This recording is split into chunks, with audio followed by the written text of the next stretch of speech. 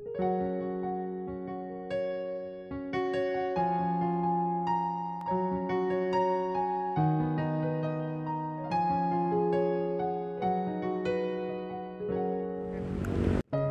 nama Tuhan, jikalau pada kesempatan sore hari ini kita boleh merasakan pertolongan Tuhan dalam kehidupan kita. Dan sebentar lagi kita akan bersama-sama belajar dari kebenaran firman Tuhan. Tetapi sebelumnya mari kita bersatu dalam doa, kita berdoa. Allah Bapa yang baik, Allah yang kami puji dan kami sembah dalam Tuhan kami Yesus Kristus. Sungguh kami bersyukur kepadamu Tuhan, jikalau pada kesempatan sore ini pertolongan Tuhan nyata dalam kehidupan kami, sehingga kami boleh melewati setiap aktivitas kami Tuhan.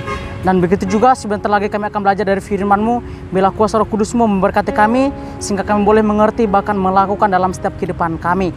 Terima kasih Tuhan, terima kasih Yesus, inilah doa dan permohonan kami. Hanya dalam nama Yesus kami sudah berdoa dan mengucap syukur, haleluya, amin. Selamat sore saudara-saudari yang terkasih dalam Tuhan kita Yesus Kristus. Kita akan bersama-sama mendasarkan renungan firman Tuhan kita pada kesempatan sore hari ini yang diambil dari kitab Perjanjian Lama, yaitu kitab 1 Raja-Raja pasal 3 ayat yang ketiga hingga yang ke-15. Di sini saya tidak akan membaca keseluruhan, tetapi kita akan melihat bagian-bagian yang terpenting saja. Saudara-saudari yang terkasih dalam Tuhan kita Yesus Kristus, kalau kita melihat bagaimana kitab Raja-Raja ini ditulis sekitar tahun 550 sebelum Masehi sampai 560 sebelum Masehi. Nah, kitab Raja-Raja ini ditulis tidak kita ketahui secara jelas siapa penulisnya. Namun kita meyakini bahwa ketika Allah berkarya dalam kitab ini, itu adalah benar dan wahyu Allah sendiri. Dan kitab Raja-Raja ini juga ditulis untuk mewakili juru bicara Allah dalam firman-Nya. Saudara-saudari yang terkasih dalam Tuhan kita Yesus Kristus, terkhususnya kitab Raja-Raja ini kita akan melihat bagaimana raja-raja yang memimpin, raja-raja yang memerintah di dalam bangsa Mesir pada waktu itu, yaitu terkhususnya Raja Salomo. Pada kesempatan sore hari ini saya akan memberikan tema untuk kita, yaitu Salomo hidup menurut ketetapan-ketetapan Daud dan perintah-perintah Allah. Nah, sebelum kita lebih jauh untuk membahas, kita harus tahu dulu apa sih itu ketetapan dan apa itu perintah. Ketetapan adalah suatu ketentuan, suatu kebijakan, suatu keputusan yang dibuat. Sedangkan perintah adalah suatu mandat yang diberikan kepada kita untuk kita melakukan segala sesuatu. Nah, kalau kita melihat di sini adalah bagaimana di ayat yang ke-9 di sana dikatakan bahwa maka berikanlah kepada hamba-Mu ini hati yang paham menimbang perkara untuk menghakimi umat-Mu dengan dapat membedakan yang baik dan yang jahat. Sebab siapakah yang dapat sanggup menghakimi umat-Mu yang sangat besar ini. Nah, saudara-saudari yang terkasih dalam Tuhan kita Yesus Kristus, bagaimana di sini Salomo meminta hikmat kepada Tuhan, Salomo meminta pengertian daripada Tuhan ketika dia sadar bahwa dia adalah manusia yang biasa. Tanpa pertolongan Tuhan dia tidak akan mungkin mampu memimpin sebuah bangsa yang besar. Saudara-saudari yang terkasih dalam Tuhan kita Yesus Kristus, hikmat itu apa? Dan kita harus tahu.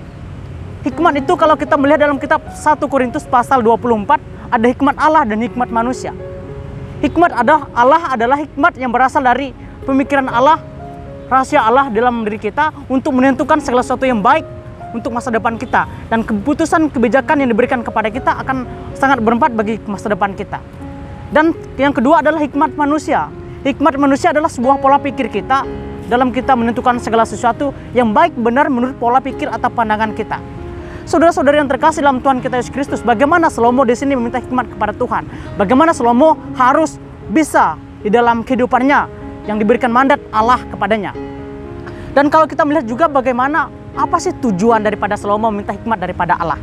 Nah, jelas dikatakan di ayat ke-9, ketika Salomo meminta hikmat daripada Tuhan karena dia ingin meminta bahwa segala sesuatu yang dilakukan itu berasal daripada Tuhan, bukan berasal dari kemampuan dia sendiri.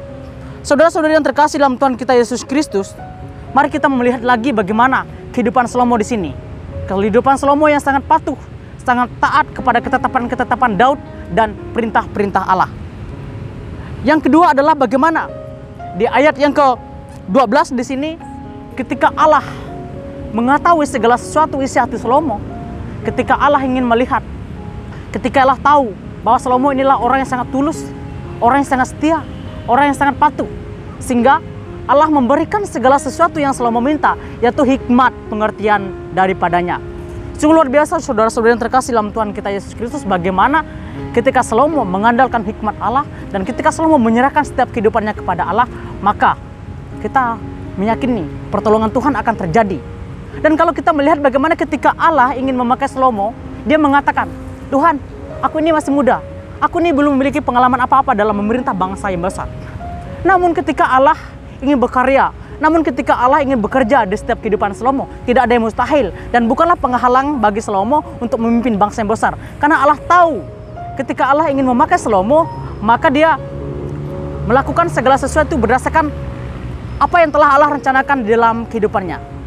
Saudara-saudari yang terkasih dalam Tuhan kita Yesus Kristus, sikap-sikap yang dimiliki oleh Salomo itu menunjukkan teladan kepada kita. Bagaimana kita harus tetap mengandalkan hikmat Allah, kita harus tetap mengandalkan segala sesuatu rencana daripada Allah. Kenapa? Karena kita meyakini bahwa tanpa pertolongan Tuhan, kemampuan kita hanyalah biasa-biasa saja. Tetapi kalau kita mengandalkan hikmat Allah, segala sesuatu yang kita rencanakan berdasarkan rencana Allah, maka itu akan lebih baik dalam kehidupan kita dan akan terarah ke lebih baik, sehingga boleh terjadi yaitu namanya kehidupan kita yang kekal bersama-sama dengan Allah. Saudara-saudari yang terkasih dalam Tuhan kita Yesus Kristus, dan kalau kita melihat juga bagaimana di ayat yang ke-13, ketika Salomo setia, ketika Salomo taat, dan ketika Salomo tidak meminta segala sesuatu yang tidak berguna dalam kehidupannya, tetapi dia meminta segala sesuatu hal yang menjadi kebutuhan utama, maka Allah di ayat yang ke-13 ini memberikan segala sesuatu yang tidak Salomo minta. Apa saudara? Yaitu umur panjang, kekayaan, kemuliaan, bahkan damai sejahtera yang diterima daripadanya. Itu semua tidak Salomo minta. Tetapi bagaimana Allah menyatakan semuanya itu? Kenapa? Karena Allah tahu apapun itu yang diberikan Allah kepada Salomo, itu merupakan suatu kebutuhan bagi Salomo. Tetapi Salomo ini orang yang sangat tulus. Salomo ini adalah orang yang sangat luar biasa dalam Tuhan. Dia sangat setia, dia sangat menyerahkan apapun yang menjadi persoalan hidupnya, dan apapun yang menjadi rencana hidupnya, dia serahkan semuanya kepada Tuhan. Saudara-saudari yang terkasih dalam Tuhan kita Yesus Kristus, kalau kita melihat bagaimana terkadang kehidupan kita terlalu khawatir akan segala sesuatu di dalam kehidupan kita. Ketika kita merencanakan segala sesuatu, kita sering mengatakan, oh hal ini tidak akan mungkin terjadi. Kenapa? Karena kita selalu mengandalkan hikmat yang berasal daripada kita. Tetapi di sini sebaliknya, melalui Salomo ini ingin mengajarkan kepada kita supaya kita tetap berpegang teguh kepada Tuhan, dan kita meyakini bahwa ketika Tuhan yang bekerja atas diri kita, tiada mustahil, dan Tuhan akan memberikan kita kemampuan dalam setiap kehidupan kita. Di sini saya ingin membuat sebuah contoh di dalam hikmat Allah dan hikmat manusia. Yang pertama adalah pada waktu itu saya menyelesaikan pendidikan SMA. Di situ saya ditawarkan untuk masuk ke sebuah perusahaan, yaitu perusahaan sawit. Di situ lumayan besar gajinya karena di situ adalah bagian mesin, dan untuk masuk ke dalam perusahaan tersebut susah sekali karena harus bisa komputer, karena di situ mengoperasikan suatu sistem yaitu di perusahaan sawit. Dan gajinya pada waktu itu kalau kita melihat untuk strata pada waktu itu lumayan besar. Tetapi di sisi lain juga saya harus melanjutkan pendidikan. Nah, tawaran-tawaran ini diberikan kepada saya, terkadang saya bingung memilihnya. Apakah saya harus melanjutkan kuliah atau saya pilih pekerjaan itu? Kalau saya pilih pekerjaan, maka saya akan kehilangan masa depan. Kenapa? Karena saya tidak ada kesempatan untuk melanjutkan pendidikan, terkhususnya untuk menjadi hamba Tuhan. Tetapi sebaliknya, kalau tidak saya ambil kesempatan itu, maka kesempatan itu akan hilang dan cuma pada waktu itu yang bisa saya terima. Saudara-saudari yang terkasih dalam Tuhan kita Yesus Kristus, melalui contoh ini, kita akan bisa melihat bagaimana ketika hikmat Allah yang bekerja atas diri saya, yaitu saya memilih untuk melanjutkan kuliah. Artinya bahwa masa depan saya yang terjamin melalui pendidikan yang saya lakukan. Tetapi sebaliknya, kalau saya ingin mengutamakan hikmat yang berasal dari pola pemikiran saya, pasti saya memilih untuk bekerja. Kenapa? Karena di situ ada jaminan gaji yang luar biasa besarnya pada waktu itu. Saudara-saudara yang terkasih dalam Tuhan kita Yesus Kristus, terkadang kita menentukan sebuah pilihan itu sulit. Kenapa? Karena terkadang menentukan pilihan itu pasti kita berkaitan dengan keinginan-keinginan daging kita, keinginan-keinginan dinamik kita, sehingga kita memilih suatu keputusan itu pasti yang baik saat ini saja, tidak memikirkan ke depannya baik atau tidaknya. Saudara-saudara yang terkasih dalam Tuhan kita Yesus Kristus, di sini kita akan belajar, dan di sini kita akan melihat bagaimana realitas kehidupan kita sekarang. Apakah kita selalu mengandalkan hikmat yang berasal daripada Tuhan? Apakah kita sebaliknya, kita selalu mengandalkan pola pikir kita, baik adanya yang menurut pandangan kita, pandangan sesama kita. Maka dari itu, melalui kebenaran firman Tuhan pada hari ini, kita akan belajar, kita ingin melihat bagaimana kita harus selalu hidup dalam Tuhan. Kita harus hidup mengandalkan Tuhan, dan kita menyerahkan setiap rencana, cita-cita kita kepada Tuhan. Dan apapun yang menjadi keputusan dalam hidup kita, hikmat Allah bekerja dalam kehidupan kita, itu akan luar biasa baik demi masa depan kita. Yang kedua adalah bagaimana ketika kita setia dalam Tuhan, ketika kita setia dalam setiap kehidupan kita, Allah akan memberikan segala sesuatu yang indah pada waktunya. Seperti yang diterima oleh Salomo, segala sesuatu yang tidak dia minta, Allah nyatakan semua hal yang luar biasa yang Allah berikan kepadanya. Kemudian yang terakhir adalah bagaimana kita menghadirkan Tuhan. Di sini menghadirkan Tuhan artinya bahwa ketika kita ingin memilih sesuatu keputusan hidup, kita harus berdoa kepada Tuhan, kita harus minta pertolongan Tuhan. Kenapa? Karena di sini kita akan melihat bagaimana suatu keadaan yang baik ketika kita mengandalkan Tuhan dalam setiap kehidupan kita.